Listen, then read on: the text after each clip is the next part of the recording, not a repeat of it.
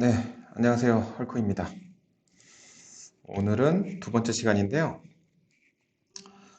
지난주에 여러분들이 제가 개발하는 모습을 좀 보셨을 텐데, 아마 조금 여러분들 개발하는 방법하고는 다르다고 느끼셨을 거예요. 그래서 그 다름에 대한 부분만 잠시 인식해 주시면 될 것 같고, 앞으로 계속적으로 그런 접근 방법으로 개발을 진행을 하게 될 테니까 어느 정도 익숙해지실 거라고 믿습니다. 그럼 두 번째 강의 진행해 보겠습니다. DI라는 용어가 등장하게 되는데요. 지금부터는 이 DI라는 용어에 대해서 굉장히 많이 듣게 되실 거예요. 그리고 이제 수업 진행하면서 몇 가지의 디자인 패턴을 여러분들한테 소개시켜 드릴 텐데, 템플릿 메소드 패턴, 팩토리 메소드 패턴, 스트레이티지 패턴, 템플릿 콜백 패턴 이런 게 앞으로 나올 예정이다 정도만 알고요. 그리고 DI는 IOC라고 얘기하기도 하는데 인버전 오브 컨트롤이라고 하는 제어의 역행 요거는 좀 안 어울리고요. 디펜던시 인젝션, 의존성 주입이라는 용어가 더 어울리는데 여기서 설명을 안 드리고 수업 진행하면서 주구장창 알게 되실 거예요. 그 다음에 디펜던시 룩업이라고 하는 것에 대해서도 이제 여러분들이 곧 배울 예정입니다.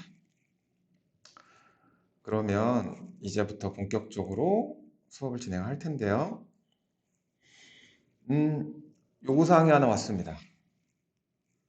이미 저장되어 있는 사용자 정보를 아이디를 주면 이름과 패스워드를 가지고는 프로그램을 만들어줘. 특정 저장소에 있는 정보가 있는데 아이디를 주면 이름과 패스워드를 가지고는 프로그램을 만들어 달라는 요청이 왔어요. 저장소에서 데이터를 바로 꺼내오는 작업이라서 지금 요청 온 거는 라이브러리 하나를 만들어 주거든요. 그래서 우리는 유저 DAO 데이터 액세스 오브젝트를 한번 만들어 볼 예정입니다. 요구사항 요 하나만 가지고요. 이건 그 다음 거고. 자, 그러면 우리가 지금 알고 있는 건 뭐죠? 지금 요구사항 하나밖에 알고 있질 않아요. 그럼 이 요구사항 하나를 가지고 이제 아는 것에서 또 모르는 것으로 한번 접근해 보도록 해보겠습니다. 자, 먼저 개발을 한번 해보죠. 우리가 모르는 게 뭐가 있을까? 요구사항만 있으니까. 뭘로 개발할 건데? 우리가 익숙한 자바로 개발해 봅시다. 자, 거기까지 알게 됐어요. 그럼 아이디는 뭐 쓸까? 인텔리제이라는 거 한번 써봅시다. 그러면 인텔리제이를 한번 띄워봅니다.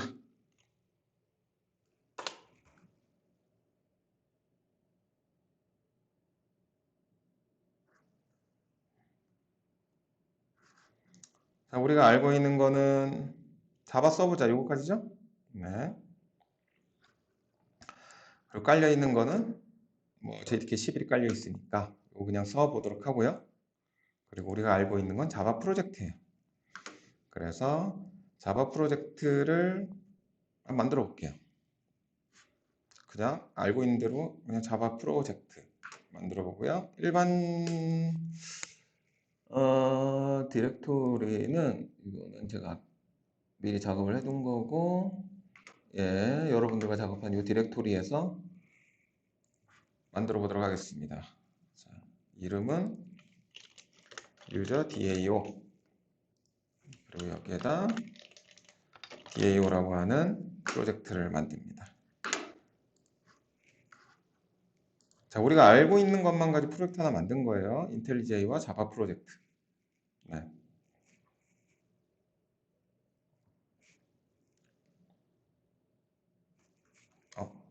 네, 이제 만들어졌죠?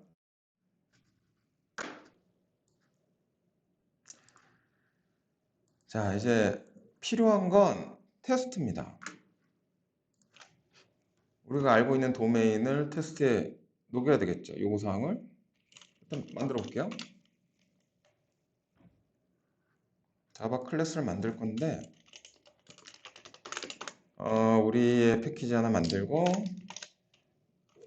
유저의 유저 DAO라는 이름으로 테스트를 하나 만들어 보겠습니다.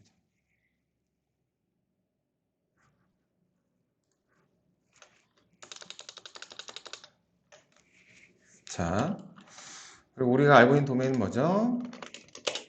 id를 주면 갖고 오는 get이라는 아이고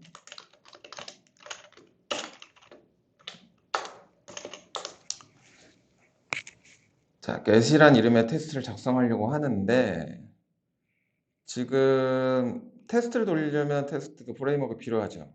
지금 아무것도 없습니다. 그렇기 때문에 우리는 테스트를 JUnit5 테스트 돌리려는 프로그램을 JUnit5를 한번 써보도록 할게요. 그래서 그걸 쓰려면 라이브러리가 필요한데요. 디렉토리를 하나 만들고요.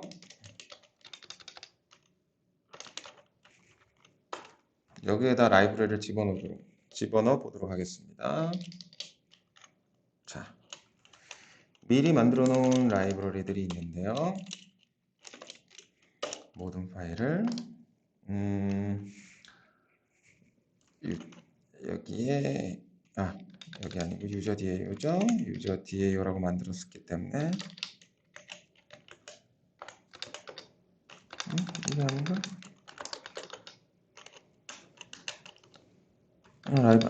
바로 밑에 유저 DAO의 라이브러리라고 하는 폴더에다가 카피를 하겠습니다.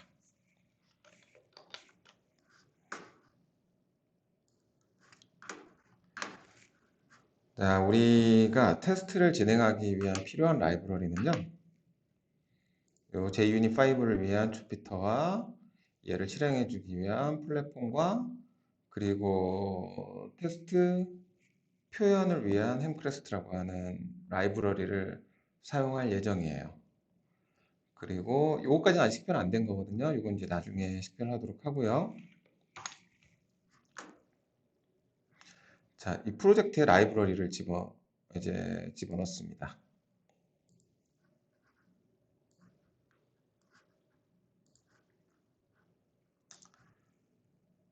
우리가 필요한 라이브러리는 테스트를 위한 라이브러리 3개를 쓰겠다라고 라이브러리를 등록을 했고요. 인텔리제이가 지원해주는 기능이라서 인텔리제이가 필요한 라이브러리는 이 라이브러리즈 안에 등록해서 활용하면 자바 프로젝트에서 이 라이브러리를 사용할 수가 있습니다.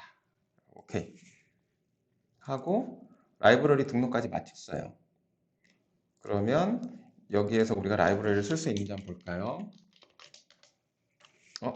테스트라고 하는 라이브러리를 활용할 수가 있네요. 그러면 우리가 필요한 요구사항을 여기다 표현을 해봅시다. 우리는 어떤 유저 DAO라는 클래스를 만들 건데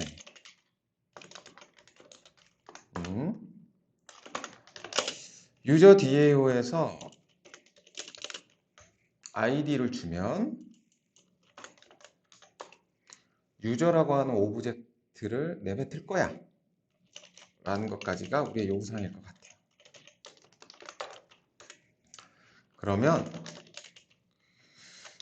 자, 일단 우리가 요구사항에 관련된 표현이 여기 그 도메인에 관련된 표현이 여기 지금 다 했어요. 그럼 얘를 검증해야 되잖아요. 테스트에서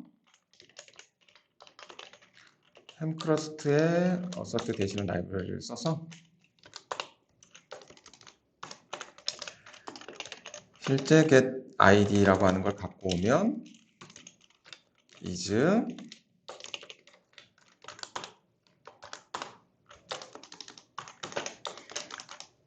우리가 테스트 하려고 하는 아이디가 같아야 돼. 일단 아이디 검증해야 되겠죠. 그쵸? 그 다음에 is 우리가 테스트 하려고 하는 이름과 같아야 돼. 이름 검증해야 되고요. 패스워드까지 갖고 오는 거 있죠. 자, 우리가 테스트 하려고 하는 패스워드와 같아야 돼 라는 검증까지 모두 마쳤습니다. 요구사항에 대한 모든 부분을 이 테스트 케이스 안에 다 녹였어요. 자, 그 다음에 뭘 해야 되죠? 지난 시간에도 개발하면서 보여드렸듯이 그냥 빨간불 없애면서 우리가 식별하면 돼요. 자, 유저 뒤에 이 빨간불 없앱시다. create class. 오케이. 여기다 그냥 집어넣고요. 엔터. 야. 네. 자, 그리고 유저 create class. 오케이. 네. 그 다음에 id. 우리가 검증할 만한 id는 확인해 보니까 인티저형이래요. 그리고 1번이라는 테스트 할 수 있는 id가 있다고 합니다. 자, 그러면 유저 DAO에서 get 메소드 하나 만들었고요. 이건 모르니까 일단 너를 리턴하게 만들어서 빨간불 먼저 없애고, 그리고 여기는 get id name 패스워드네요. 요거는 이제 유저 오브젝트의 그 프로퍼티들이죠. 그래서 이 유저 오브젝트에서 해당되는 프로퍼티들을 식별을 합니다. 자, 인티저 id가 아까 있었고요. name 있었고요. 자, 이렇게 식별을 했어요. 그러면 얘네들이 프라이빗이기 때문에 getter setter가 필요하죠? getter setter 하나씩 만들어주고요. 자, 이렇게 해서 유저랑 오브젝트 하나 다 만들어줬습니다. 이제 검증할 수 있는 데이터 값을 한번 볼까요? name, string name은 헐크라고 있는 값이 있다고 가정을 해볼게요. 그리고 패스워드는 1, 2, 3, 4라고 하는 값이 있다고 가정을 해봅니다. 자, 우리가 지금까지 알고 있는 도메인과 그리고 그 도메인을 어떤 행위와 잘 수행할 수 있는 검증되는 로직까지 테스트 케이스를 모두 마쳤습니다. 그럼 이 테스트 케이스가 실제 수행되면 되겠죠? 수행해 봅시다.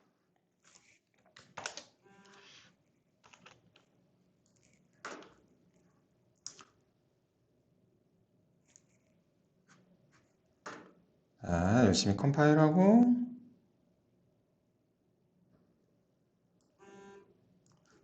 테스트 케이스가 수행이 되는데, 자, 널 포인트 익셉션이 떨어졌습니다. 어디에서 널 포인트 익셉션이 떨어졌느냐? 유저가 없대요. 왜냐? 아이고, 그냥 구현을 안 했고요. 여기에 우리는 단순히 리턴 널 값을 제공해 줬기 때문입니다. 그럼 이제 어떻게 되나요? 우리의 관심사는 유저 DAO의 get이라고 하는 메소드가 결과값을 잘 담겨진 유저라고 하는 오브젝트를 제공해 주면 됩니다. 아이고, 이렇게 메시지가 많이 오는지 찡찡거리네요. 자, 이제 여기에 집중할 건데요. 우리가 모르고 있는 게 뭔지를 한번 봅시다. 데이터가 저장돼 있다고 하는데 어디에 더 저장이 돼 있지? 자, 데이터는 어디에 있지? 모르는 거예요. 확인해 봤더니 MySQL 서버라는 곳에 존재한다고 합니다. 오케이. 자, 그러면 MySQL 서버를 통해서 데이터를 갖고 오는 로직을 만들려면 먼저 MySQL 드라이버를 로딩하고요. 그 다음에 커넥션을 맺고, 그리고 쿼리를 만들고, 그리고 쿼리를 실행하고, 그리고 결과를 유저 오브젝트에 잘 매핑하고, 그리고 자원을 해지하고 그 다음에 결과를 리턴하면 됩니다.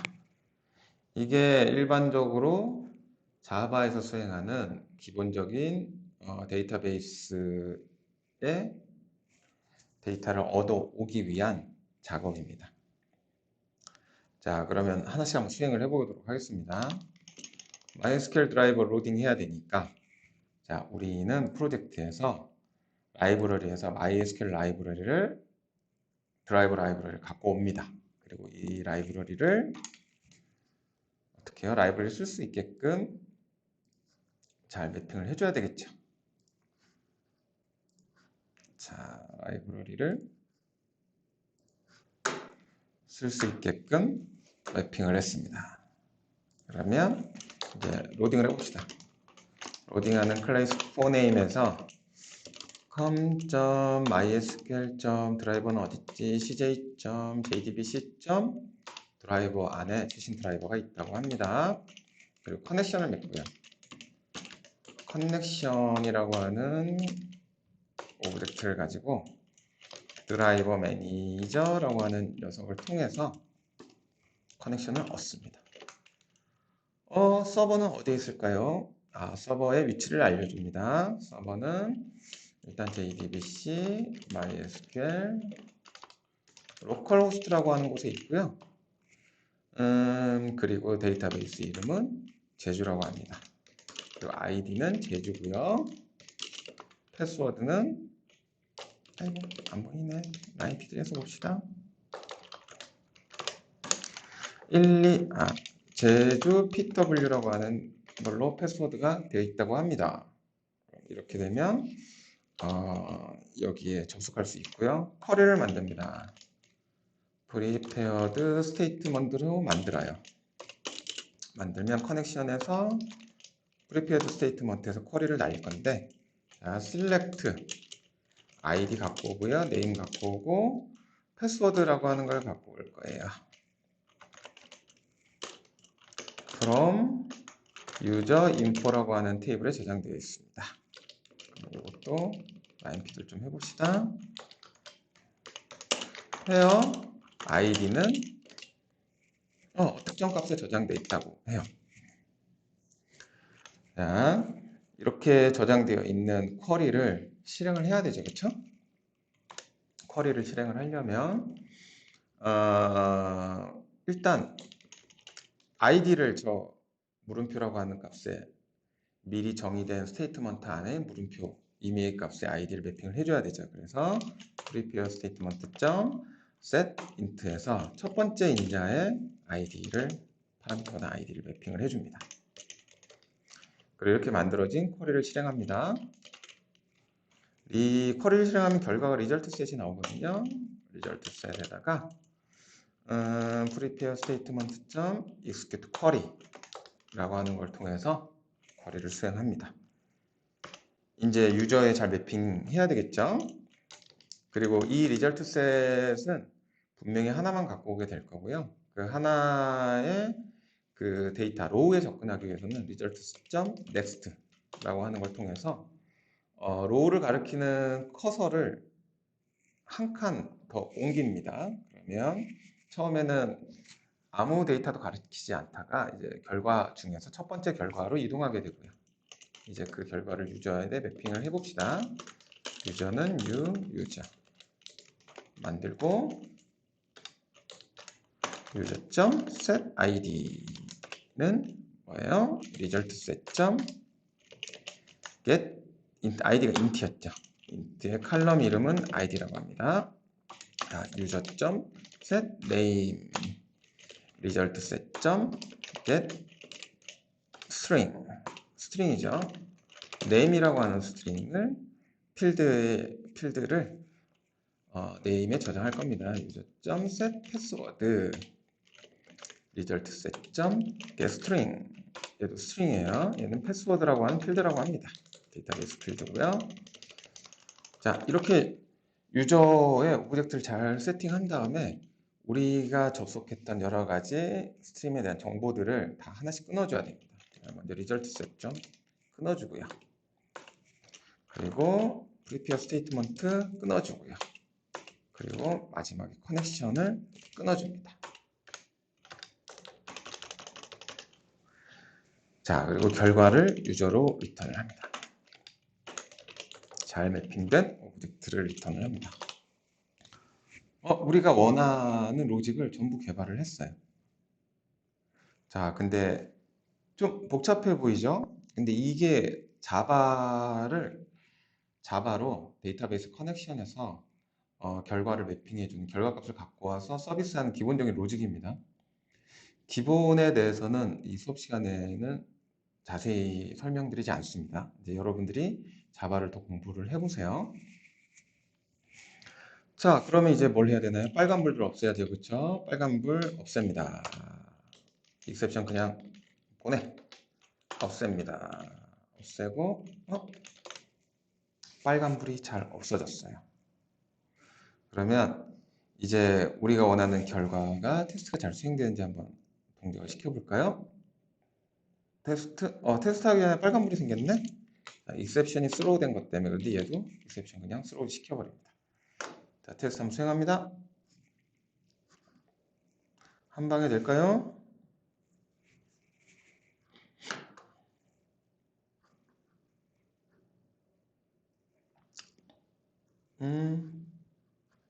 뭔가 오류가 나왔는데요. 이게 지금 서버 타임존이 이게 최신 라이브러리라서 좀 타임존이 지금 기본적으로 KST로 돼 있어서 안 맞아서 그렇습니다. 그래서 어디 봅시다. 서버에 대한 타임존을 맞춥니다.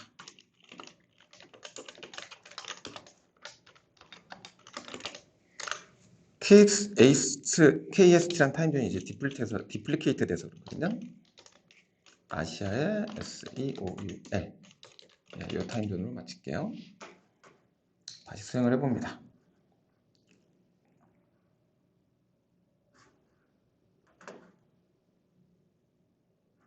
테스트 케이스 수행 잘 됐죠? 녹색불 봤습니다. 자, 이제 우리가 원하는 요구사항에 해당되는 결과를 잘 만들었어요. 어때요? 이 소스를 보니까 어떻습니까, 여러분? 되게 이쁜가요? 아름다운가요? 자, 이 소스는 정말 건드릴 것 없이 완벽합니다. 왜냐하면 지금 get이라고 하는 메소드만 우리가 요구사항에 맞춰 지원해 줄 거고요. 중복된 코드 하나 없죠. 모든 로직 다 깔끔하게 잘 들어가 있죠. 자, 우리는 지금 알고 있는 지식에 대해서 개발을 진행을 했고 그 개발 진행한 과정에서 더 건드릴 것 없이 완벽한 코드를 지금 만들어낸 겁니다. 네. 이거 되게 복잡하고 지저분하잖아요. 지금 단일 책임의 법칙 이러면서 여러 가지 이야기를 할 수가 있어요. 그래서 얘는 뭘로 좀 메소드로 빼고 좀 보기 편하게 만들어야 되지 않아요? 이런 얘기 할 수도 있습니다. 근데 그거는 미래에 대한 얘기고요. 미래의 특정한 요구사항이 왔을 때 걔들과 중복된 로직이 있어서 그 특정한 로직을 빼거나 리팩토링 대상이 되는 거지. 지금 현재 상황에서는 군더더기 하나도 없이 잘 만들어진 코드입니다. 그래서 일단 이렇게 잘 만들어진 코드를 우리는 컴파일하고 이제 요구사항을 전달한 고객한테 배포를 해줘야 되겠죠. 그쪽에서 원하는 거는 자르 파일로 배포를 해달라고 합니다. 자, 그러면 얘를 어떻게 자르 파일로 만들어서 고객한테 전달을 할까요? 그럼 이제부터는 두 번째 주제로 넘어갑니다.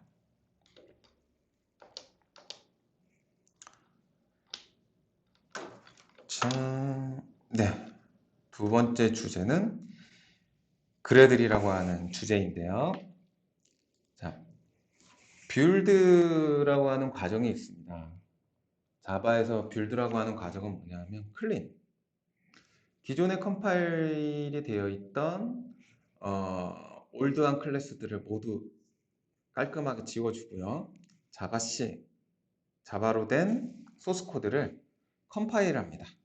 그래서 .클래스 파일로 만들어내고요. 테스트. 지금 테스트 케이스가 있으면 그 테스트 케이스가 잘 돌아가는지 검증을 하고요. 그 다음에 패키징. 자르, 라이브러리는 자바에 대한 라이브러리 파일들은 .자르 파일로 나가게 될 거고, 웹 어플리케이션에 대한 파일은 .마르 파일로 압축해서 패키징 할 거고, 그 다음에 엔터프라이즈 어플리케이션에 대한 것들은 .ear 파일로 패키징을 하게 될 거예요. 그래서 우리 같은 경우 지금 자르 파일로 패키징 해야 되는 거고요. 그 다음에 디플로이. 만든 파일을 고객한테 전달하는 과정, 아니면 서버에 올리는 과정. 결과적으로 최종적으로 만든 파일이 동작이 되게끔 누구한테 전달하는 과정이 바로 디플로이가 됩니다. 이거는 이제 서버가 동작되게끔 서버에 올리는 과정도 디플로이일 거고, 우리는 자리를 만들었으니까 해당된 라이브를 고객에게 전달하는 과정도 디플로이가 되겠죠. 자, 그러면 이런 과정들을 자바에서는 빌드라고 하는데, 자, 이런 빌드하는 과정을 우리가 수작업으로 개발 다 완료할 때마다 클린해서 디렉토리 리무브 시키고, 자바식 컴파일하고, 테스트 돌리고, 그 다음에 이제 패키징하고, 그리고 만들어진 자료 파일을 고객한테 또는 FTP로 고객한테 전달하던 메일로 첨부 전달하던 전달하고, 이 과정들을 자동화하는 게 필요하겠죠. 매번 할 때마다 커맨드 라인에서 이건 것들 실행하는 거는 너무 낭비겠죠, 그렇죠? 그래서 가장 자동화하기 옛날에는 이런 빌드 과정을 어떻게 했냐면 옛날 대부분의 서버들이 리눅스였기 때문에 리눅스 쉘 파일을 만들어서 이런 빌드하는 과정을 수행을 했습니다. 한번 보여드릴게요. 미리 만들어 놓은 쉘 파일이 있습니다.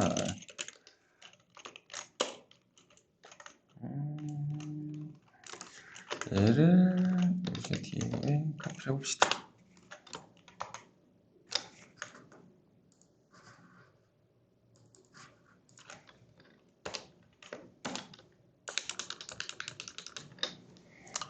자, 이렇게 리눅스 쉘 커맨드로 빌드하는 과정을 만들었어요. 이게 자바 프레임워크 클래스죠. 클래스 워크스페이스죠. 여기에 유저 DM입니다. 네. 프로젝트 루트라고 하는 변수를 먼저 지정을 해주고, 그 다음에 소스 코드는 src 밑에 있죠. 그리고 네스트. 우리가 이제 결과 파일을 얻다가 out에 빌드라고 하는 곳에 이제 결과 파일을 저장을 하도록 해봅시다. 그리고 라이브러리는 지금 라이브러리 이제 libs 맞죠? 네, libs에 다 밑에 있으니까 이 컴파일하기 위한 라이브러리가 필요하죠. 자, 그래서 이 라이브러리들은 지금 우리가 사용하는 라이브러리들을 전부 루프를 돌려서 이 클래스 패스의 라이브러리를 컴파일할 때 지정해야 되니까 이렇게 클래스 패스의 라이브러리에 스트링을 만들어냅니다. 자, 여기까지 일단 기본적인 공사는 했고요. 그 다음에 이제 본격적인 클린 작업. 클린 작업은 기존에 있는 파일들 좀 깔끔하게 날려야 되겠죠. 요거 그냥 리무브 시키고요. 그리고 새롭게 디렉토리 만들어주고, 그러면 클린이 다 끝납니다. 그리고 컴파일. 자, 자바C로 클래스패스 라이브러리 임포트 시키고, 그 다음에 지금 특정 소스 패스에 있는 모든 자바 파일을 찾아가지고 컴파일을 시킵니다. 자바C를 시키고요. 그러면 컴파일이 끝납니다. 그리고 나서 우리가 테스트는 생략하고요. 고객한테 자루 파일을 자루 파일을 만들어줘야 되잖아요.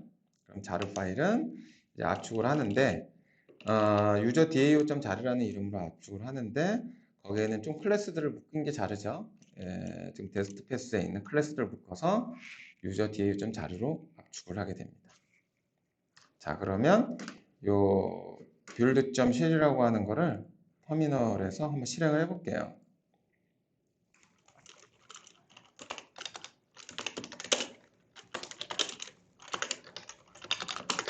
먼저 실행 권한을 주고요. 자, 너무 작아서 잘 안 보이실 수도 있는데, 자, 클린 스타트 다 했고, 그리고 빌드도 다 했고, 지금 압축까지 다 해서 빌드가 모두 끝났습니다.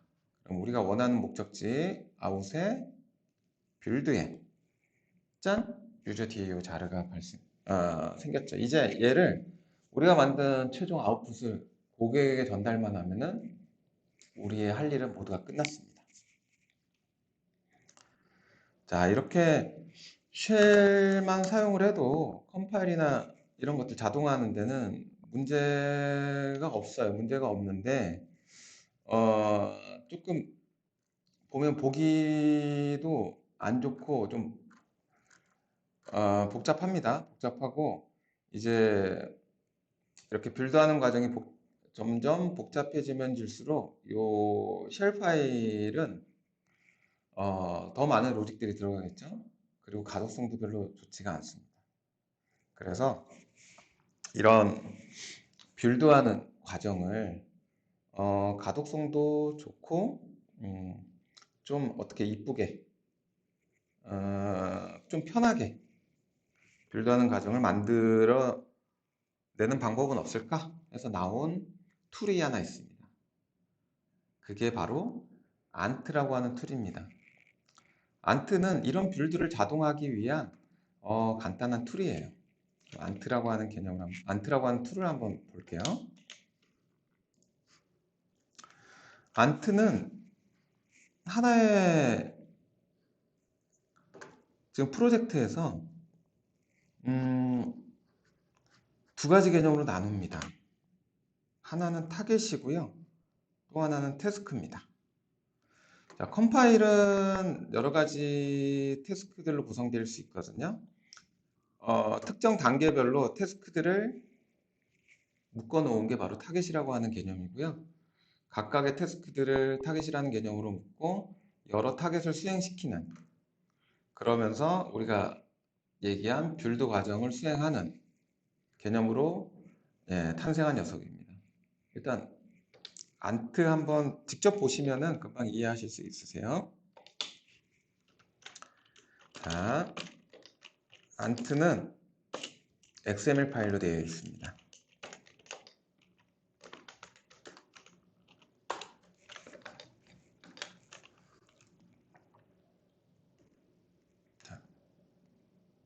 build.xml 한번 열어볼게요.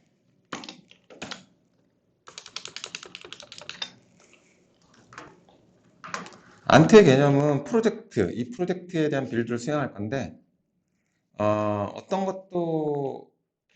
어떤 파라미터도 없으면 dist라고 하는 타겟을 실행해줘. 뭐 이런 얘기고요.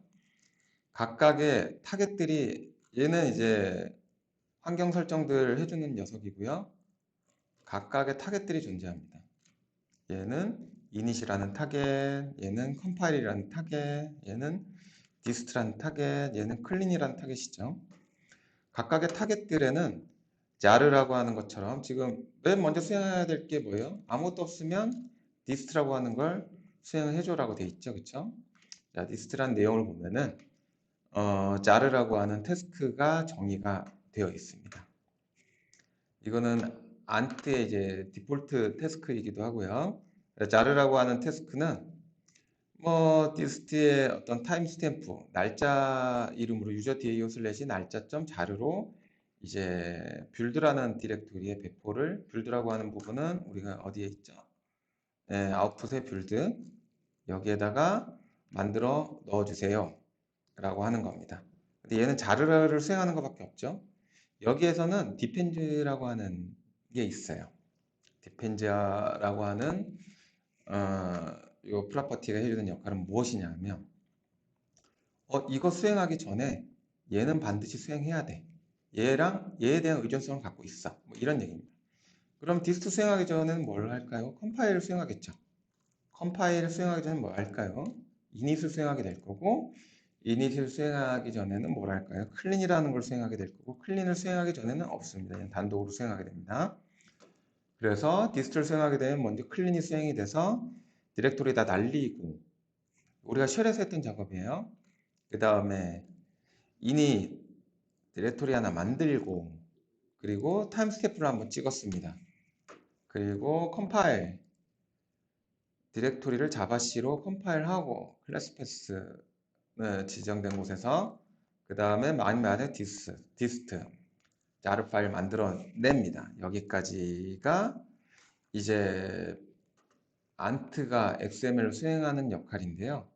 얘는 툴이잖아요. 라이브러리 툴입니다. 그래서 이 툴들이 이렇게 XML 정의가 되면 알아서 수행을 해줍니다. 안트라고 하는 툴, 커맨드를 통해서 알아서 수행을 하게 되는데, 보세요. 얼마나 그 쉘, 아까 우리 봤던 요 쉘, 안 보이죠, 잘. 예, 근데 안트는 좀 명확하게, 컴파일이라고 하는 단계, 이닛 단계, 이런 것들이 타겟으로 있고, 그리고 디스트 하게 되면 자르라고 하는, 그리고 자바시라고 하는 컴파일은 이런 것들이 되게 보기 쉽게 XML 잘 정의가 되어 있죠. 그래서 이 예전에는 이제 쉘에서 안트라고 하는 툴로 이제 빌드하는 과정이 넘어가게 됩니다. 안트를 기본적으로 안트를 지원해주기 때문에 여기에다가 직접 인텔리제이라고 하는 우리 ID를 통해서 수행을 해볼게요. 그래서 디스트를 수행을 하게 되면 똥똥 어디 봅시다. 다 수행이 됐나요? 네, 다 수행이 됐고요. 그리고 여기에 우리가 얘기했던 아웃풋에 빌드에 뭐가 있나요? 유저 DAO에 지금 현재 타임스탬프 찍은 자르 파일을 하나 탄생하게 됩니다. 그리고 이 자르 파일은 저희가 고객한테 제공해 주면 되겠죠. 그쵸? 자, 이렇게 안트라고 하는 빌드를 이제 한때 잘 썼어요.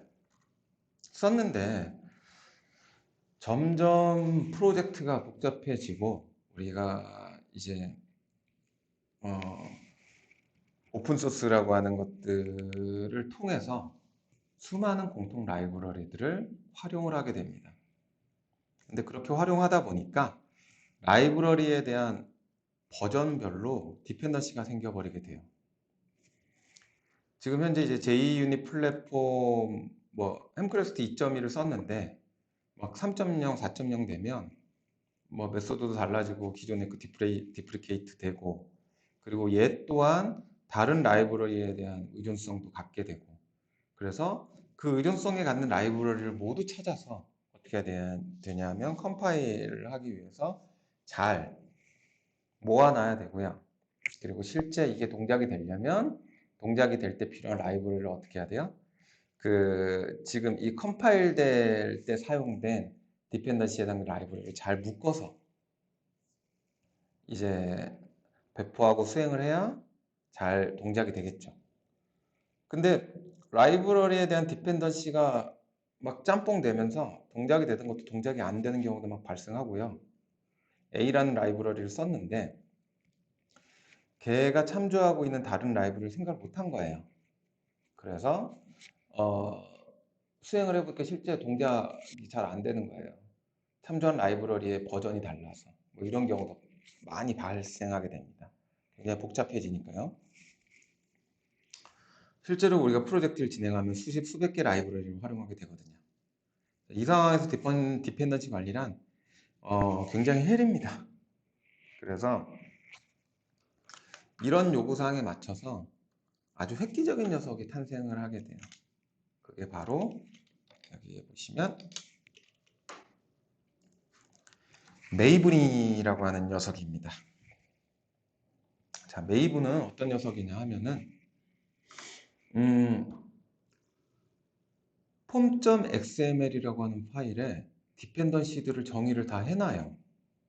그리고 그 폼.xml이라는 것만 있으면 해당되는 디펜던시를 찾아서 라이브러리를 자동적으로 가져오게 됩니다. 그럼 그 라이브러리는 어디 있을까요? 라이브러리들만 모아놓은 메이븐 리파지토리라고 하는 곳이 있습니다.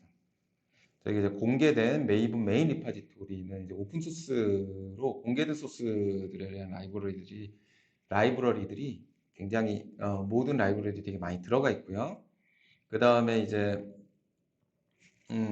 만약에 회사에서 클로즈된 라이브러리를 활용한다면 회사에 메이븐 리파지토리를 하나 만들고 그 안에다가 이제 공개되지 말아야 될 라이브러리들을 정의를 해놓고 그리고 우리는 메이븐의 어떤 폼.xml이라는 파일 안에 라이브러리에 대한 버전, 라이브러리명, 라이브러리 그룹명들만 지정을 해놓고 해당되는 라이브러리들을 쉽게 갖다 쓸 수 있고 또 그 라이브러리들에 대한 디펜던시들이 있으면 그 라이브러리들이 알아서 그 내부에도 폼.xml이 있어서 또 자기와 관련된 디펜던시에 대한 라이브러리를 다시 로딩해주고 이런 역할들을 합니다. 그런 역할들을 하게 되는 굉장히 좋은 플랫폼인데요.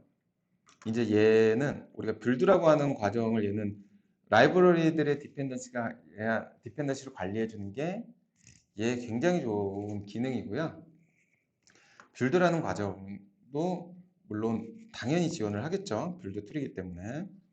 그래서 메이브는 빌드라는 과정의 라이프 사이클을 지원을 합니다.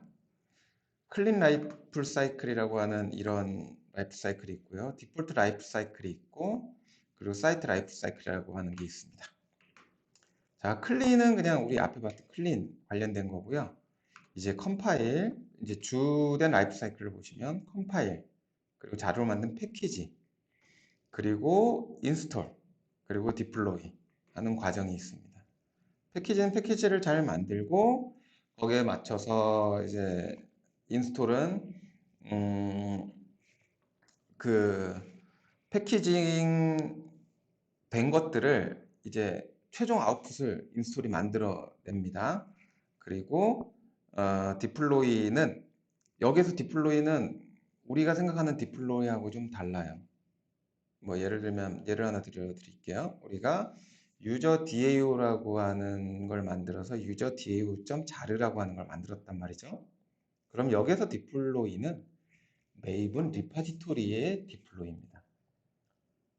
그래서 우리가 고객한테 자료 파일을 전달할 때 그냥 메이븐 리파지토리에 해당되는 곳에 자료 파일만 넣어두면 고객이 그 자료 파일을 활용할 때 그들이 해당이 되는 폼.xml 파일 안에, 그러니까 즉 특정 메이븐 정의된 XML 파일 안에서 우리 해당되는 저 디펜던시에 대한 정의만 넣어두면 바로 그 라이브러리를 갖다 쓸 수 있는 구조거든요. 그래서 여기에서 디플로이는 메이븐 리파지토리로의 디플로이입니다. 특정 서버에 대한 디플로이나 이런 것들이 아니고요. 자, 그래서 메이븐은 이러한 라이프 사이클을 가지고 있고요. 지금 제가 이렇게 말로 설명을 드리는데 뭔 소리 하는지 잘 모르실 거예요. 예를 한번 보시면 금방 이해하실 겁니다. 그리고 이제 메이븐에서는 안트의 태스크처럼 꼴이라고 하는 게 존재하는데요. 얘는 안트의 태스크와 비슷한 형식입니다. 자, 페이지라고 하는 게 단계라고 하는 게 존재하는데요. 얘는 뭐냐 하면 지금 안트에서 타겟 했던 것과 또 비슷한 컨셉입니다. 여기에 해당된 라이프 사이클이 바로 페이지가 되는 거고요. 각 페이지별로 메이븐이 정의한 라이프 사이클 안에 그 수행돼야 될 꼴은 뭐냐 하면 플러그인이라고 하는 실제 구현된 오브젝트, 그러니까 태스크들이 뭔가 수행하기 위해서 어떤 역할들 구현이 돼야 되겠죠. 그래서 그걸 플러그인 형식으로 제공하게 되는데 그 플러그인 안에 꼴 정의가 있어서 특정 꼴이라고 하는 명령을 치게 되면 어떻게 되면 그 플러그인이 수행이 됩니다. 그래서 이 단계에서 수행하는 태스크, 컴파일 단계에서 수행하는 태스크, 그리고 뭐 테스트 단계에서 수행하는 태스크, 것들이 존재하게 되고요. 이 앞에 슈어파이어라든가 아니면 컴파일러라고 되어 있는 이 이름들은 바로 구현된 플러그인에 대한 이름이고, 오른쪽에 있는 거는 수행해야 될 태스크 꼴이 됩니다. 그래서 꼴은 플러그인과 태스크의 조합을 우리는 꼴이라고 얘기를 합니다. 이렇게 구성이 되어 있는데 요것 가지고는 잘 이해를 못 하실 테니 실제 한번 동작을 시켜 보도록 할게요. 이런 걸 구현하기 위한 메이븐의 정의는 form.xml 파일에 구현이 되어 있습니다.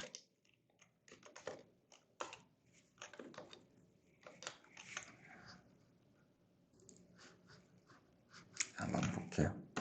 지금까지 제가 떠들었던 내용이 뭔지를 한번 확인해 보죠. 메이븐의 form.xml은 이딴 식으로 생겼습니다.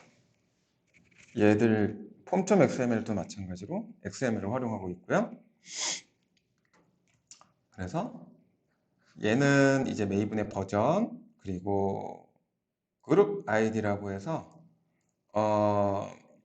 제가 이 어플리케이션을 만들었으면 이 어플리케이션을 그룹핑 할 수 있는 특정 아이디를 만듭니다. 이게 주로 이제 패키지명이 될 거고요.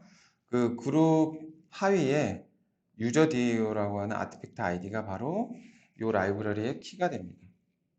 이제 우리 여러 그룹 아이디라고 하는 krac.제주.nu에 유저 DAO 말고 프로덕트 DAO라든가 유저 컨트롤러라든가 이제 다양한 어플리케이션을 만들게 되면, 어플리케이션 또는 라이브러리를 만들게 되면 이 그룹 아이디로 이제 그런 그룹 아이디로 그룹핑해서 파인드 할 수 있고 또 라이트 할 수 있고 그렇게 됩니다. 그래서 이렇게 유저 DAO라고 하는 아티팩트 키와 그룹과 유저 DAO 두 가지가, 그러니까 그룹 아이디와 아티팩트 아이디가 키로 돼서 이 라이브러리를 식별해주는 식별자가 되고요. 그 다음에 버저닝을 하게 됩니다. 그리고 패키지는 자르로 할 거냐, 와르로 할 거냐에 대한 정의를 하게 되지요. 그 다음에 이 유저 DAO가 사용하는 디펜던시즈들을 이렇게 나열을 하게 됩니다. 이렇게 나열하게 되면 메이븐이라는 녀석이 이 라이브러리들을 리파지토리에서 알아서 찾아와서 다운로드해서 참조를 해줘요. 즉 우리는 테스트를 위한 라이브러리 스코업이라고 하는 거는 이 라이브러리는 언제 쓸 거야 라고 하는 어느 그 라이프 사이클 안에서 쓸 거야 라고 하는 범위에 대한 내용입니다. 주피터라고 하는 API는 테스트 할 때만 쓸 거예요. 그리고 얘는 버전은 5.5.2예요. 그러면 테스트 할 때 라이브러리를 갖고 와서 테스트 수행할 수 있도록 진행을 해줍니다. 대신에 패키징 할 때는 이 라이브러리가 포함되지 않습니다. 얘는 테스트 할 때만 필요하거든요. 그리고 얘도 마찬가지로 테스트를 하기 위한 JUnit 5 테스트 하기 위한 라이브러리 봤죠? 그거에 대한 내용이고요. 그리고 햄크러스트, 우리가 라이브러리를 직접 다운받아서 물리적인 디렉토리에 넣고 참조를 했다면 얘는 뭐예요? 디펜던시에 해당이 되는 이 XML에다 정의만 해주면 알아서 참조가 되고 알아서 패키징이 된다는 얘기입니다. 얼마나 좋아요? 그리고 MySQL 커넥터 같은 경우는 런타임이라는 스코프, 즉 실행할 때 얘가 필요하다는 런타임이라는 스코프를 가지고 있기 때문에 얘는 뭐예요? 그 자르 또는 이제 와르 같은 걸로 이제 크게 패키징할 때 자르로 패키징할 때는 아니지만 와르라고 하는 걸 패키징할 때 반드시 이 자르도 같이 포함되는 형식으로 가게 됩니다. 그리고 제가 말씀드렸죠? 거기에 꼴이라고 하는 거 있는데 꼴은 플러그인 플러스 뭐예요? 태스크, 꼴이라고 하는 부분인데 기본적으로 지금 현재 앞에서 보여줬던 여러 가지 태스크들은 메이븐이 기본적으로 제공해 주는 거고요. 그 태스크를 가지고 있는 플러그인 중에서 메이븐 컴파일러를 하기 위한 플러그인이 있는데 얘는 플러그인 매니지먼트라고 해서 플러그인이 수행될 때에 대한 환경을 설정해주는 부분이에요. 그래서 얘는 UTF-8 인코딩은 소스와 타겟은 11번으로 하겠다. 이렇게 생겨먹었습니다. 자, 요런 정의 하나만 있으면 우리가 수행하고자 하는 빌드가 알아서 다 되는 겁니다. 자, 굉장히 환상적이죠, 그렇죠? 그러면 요거를 수행을 해야 되는데 메이브는 자 그럼 소스는 어디 있고 뭐 어디에 아웃풋이 나가고 하지? 라고 하는 것에 대해서는 표준을 정해져 있어요. 그래서 소스를 여기다 이렇게 함부로 둬서는 안 되고요. 메이븐의 표준 디렉토리를 만들어서 해당되는 소스를 집어 넣어줘야 됩니다. 그래서 표준 디렉토리 한번 만들어 볼게요.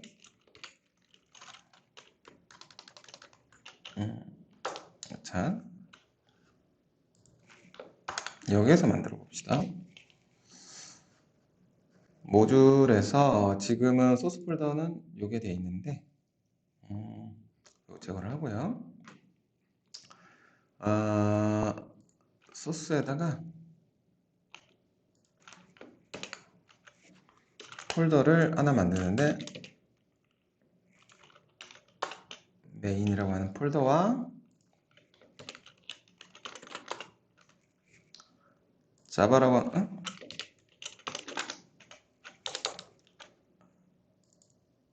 왜 안 만들어졌지? 만들어졌는데 다시 로딩이 안 되나? 네, 만들어진데 로딩 안 됩니다. 자바. 자, 수행하는 기본 소스 코드 루트는 src의 프로젝트 루트에 src의 메인의 자바입니다. 그리고 관련된 리소스 파일들은 src 메인의 리소시즈라고 하는 것으로 표준으로 해야 되고요. 그 다음에 테스트 파일 같은 경우는 src 테스트의 자바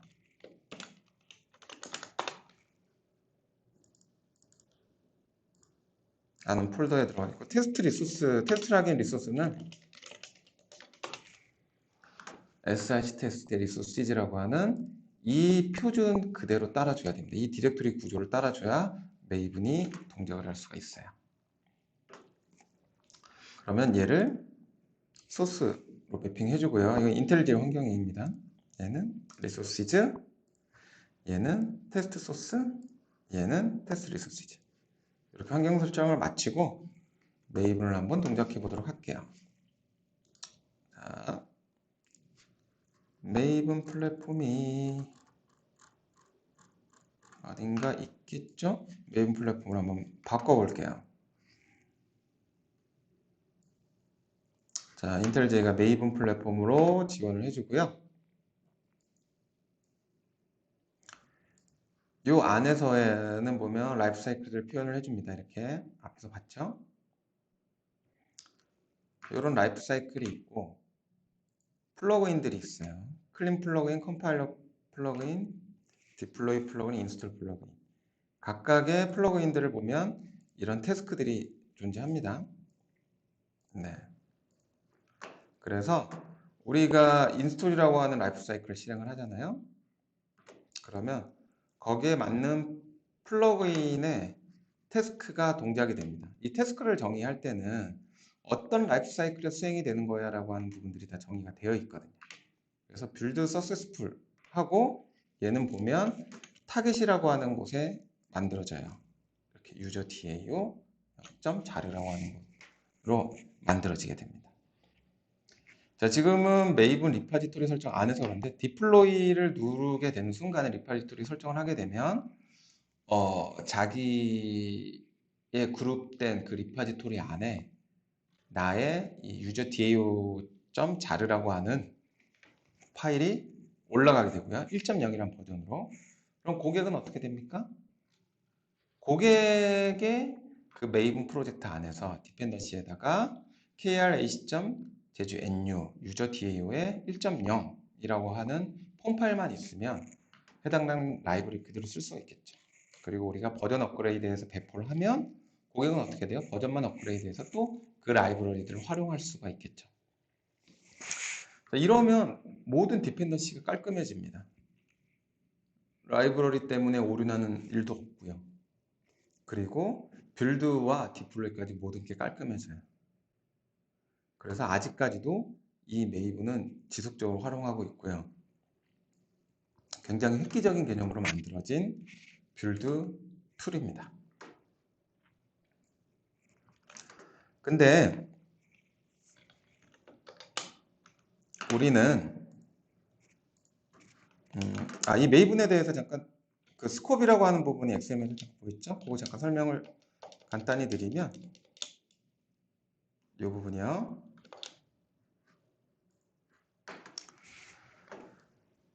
컴파일은 컴파일할 때 필요한 라이브러리들이에요. 그래서 실제 와르 파일 안에 들어갈 때는 컴파일에 해당되는 라이브러리도 같이 포함돼서 들어갑니다. 동작될 때 필요하기 되기 때문이죠. 그래서 스콥에서는 컴파일이 있고요. 컴파일할 때 필요한 부분, provided는 제공해줘야 되는 부분, 그리고 그러니까 그쪽 플랫폼에 미리 제공되는 라이브러리입니다. 런타임은 컴파일이 아니고 실행될 때 필요한 라이브러리고요. 테스트는 테스트에 필요한 라이브러리고요. 시스템은 아예 해당되는 시스템 안에 존재하는 라이브러리에 대한 스콥입니다. 근데 이제 메이븐도 지금도 메이븐 잘 쓰고 있거든요. 근데 어떠한 요구사항이 왔길래 새로운 빌드 툴이 등장하게 되면서 그래들이라고 하는 빌드 툴이에요. 이제 수많은 개발자들이 그래들이라고 하는 툴로 다 이전하게 돼요. 아직까지도 메이븐 많이 쓰고 있지만 이제 신규 프로젝트를 진행하는 곳은 대부분 그래들로 많이 진행을 하게 됩니다. 그래들이라고 하면 빌드 툴이 그러면 메이븐이 뭐가 불편해서 그래들로 갔을까요? 라고 하는 부분을 한번 설명을 드리도록 하겠습니다. 그래들은요, 랭귀지예요. 그루비 기반의 DSL이라고 해서 도메인 스페시픽한 랭귀지라고 불리거든요. 그러니까 언어는 그루비로 짜여 있어요. 그러니까 그루비에 대한 언어 지원이 다 된다는 얘기고요. 그리고 XML로 되어 있는 게 아니고 그 그루비라는 언어를 이용한 소스 코드로 되어 있습니다. 소스 코드로 빌드를 할 수 있게끔 되어 있어요. 그리고 확장성도 이거는 좀 이따 한번 실제 소스 보면서 설명을 드릴게요. 근데 왜 XML에서 특정 랭귀지로 빌드 툴이 진화했을까요? 얘는 이제 메이븐의 사상은 그대로 다 가지고 갑니다. 디펜던시 관리는 그대로 가져가고요. 메이븐 리파지토리와 이런 메이븐과 관련된 모든 부분이 알아서 잘 지원이 됩니다. 디펜던시에 해당되는 부분. 근데 메이븐에서 뭐가 부족해서 그래들로 갔을까요? 자, 빌드하고 실제 웹 어플리케이션을 디플로이 할 때는 어, 다양한 어떤 그 디플로이 전에, 그러니까 웹 어플리케이션을 디플로이 하기 전에 다양한 작업들을 수행을 해줘야 돼요. 예를 들면 컴파일 하고 나서 와르 안에는 뭐 우리가 만들어낸 HTML부터 해가지고 그리고 기타 등등 웹 어플리케이션을 위한 리소스들도 많이 포함이 될 거란 말이죠. 근데 이제 테스트할 때 리소스와 그리고 배포할 때 리소스가 또 다르고요. 그리고 뭐 예를 들면 우리가 CSS라고 하는 걸 만들었는데 배포할 때는 CSS는 어디다? 특정 CDN에다가 배포하고 그 URL만 집어넣는 경우도 있을 거고요. 근데 개발할 때는 어떻게 해야 돼요? 그 프로젝트 안에 CSS가 같이 있어야지만 CSS를 바꿨을 때 바로 로딩하면서 적용이 되겠죠. 이렇게 개발하는 환경과 실제 수행되고 배포하는 환경, 즉 리얼 환경이 다르기 때문에 다양한 배포 전에 그 배포를 위한 어떤 패키징, 와르 파일을 만들기 전에 다양한 작업들을 수행을 해줘야 되는 니즈가 필요해요. 근데 메이븐 같은 경우는 XML로 되어 있죠. 물론 그 작업을 수행하기 위한 XML의 플러그인을 만들어서 꼽아 넣으면 되거든요. 근데 그게 귀찮은 거예요. 플러그인 배포도 해야 되고 그리고 특정 액션을 수행하기 위한 플러그인 거기에다가 소스 코드를 집어넣는 방법도 있어요. 스크립트를 집어넣는 방법도 있는데, 근데 그 스크립트 로직 또한 어떻게 해야 되냐 하면 XML 안에다 정의가 되어야 되는 게 있어요. 그러니까 XML이다 보니까 특정 수행돼야 되는 로직이 포함되기가 너무 어려운 거예요. 그래서 이러한 단점을 보완하고자 그래들이라는 게 탄생하게 됩니다. 자, 그래들을 만들어 볼게요. 되게 간단합니다. 개념이 간단해요.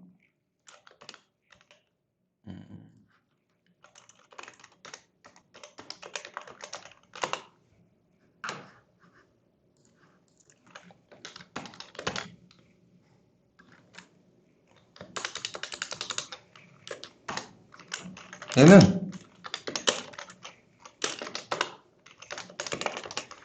랭귀지라고 그랬죠? 아, 얘 필요 없죠. 그루비 랭귀지 그대로 이렇게 프린트하려는 그 그루비 랭귀지에서 시스템 아웃을 찍어주는 녀석이거든요. 그냥 그루비 랭귀지처럼 수행이 가능합니다. 얘 핵심 개념은 태스크예요. 태스크 B는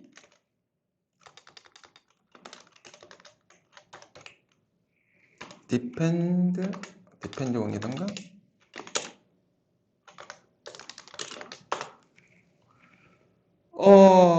또 하나의 개념은 그 우리 안테에서 봤듯이 안테 디펜던트에서 봤듯이 디펜던시를 지정을 할 수가 있어요.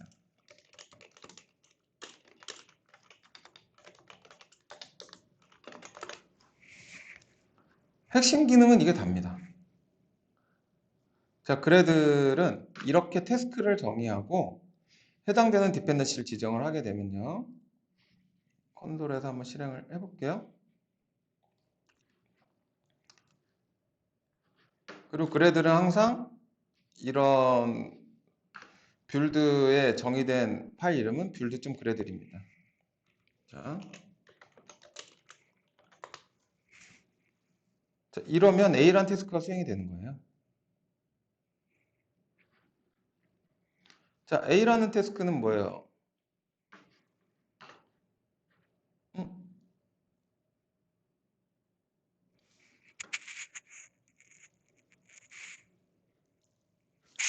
잠깐만.